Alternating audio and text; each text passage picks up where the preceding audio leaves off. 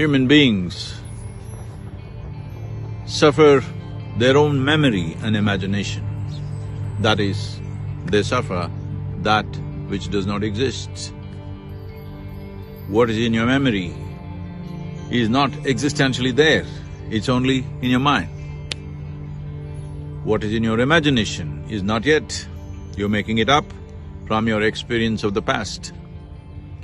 So when things that do not actually exist, if they torment you, you must understand that the torment is entirely self-torture.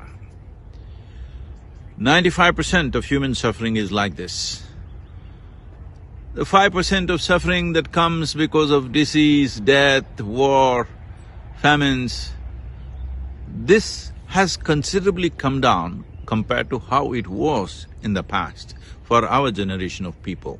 Well, we are in the middle of a pandemic, everybody may dispute it, even the pandemic, I'm telling you, 1 million people unfortunately have died, many have lost their dear ones, people have lost their jobs, businesses. I understand that. But most of the suffering is in your mind. You create this suffering. Your mind should work for you. Your mind should work, your memory and imagination are the greatest faculties that you have.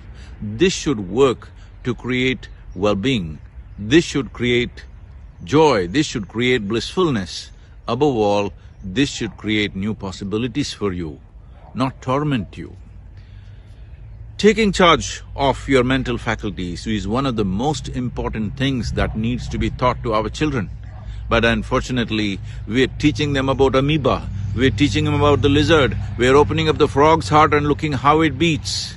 But our education system has done nothing to teach generations of people to understand how our faculties function and how we can make them function for our well-being. If we make all our faculties, particularly our memory and imagination, function for our well-being, we can decide individual destinies and also the common destiny of this generation. We can take charge of it.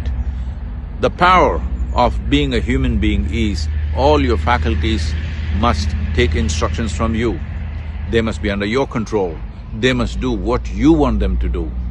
If your memory and imagination are playing up without your permission, you simply suffer either your memory or your imagination. You may call it stress, you may call it anxiety, you may call it depression. Essentially, you lost control over your faculties. There is a whole science. There is a whole science. As there is a science for external well-being, to create external climate and situations, there is a whole science to create an inner climate, to keep this always in the best possible way. This is what yoga means. May you know yoga and may you know the joy of being alive.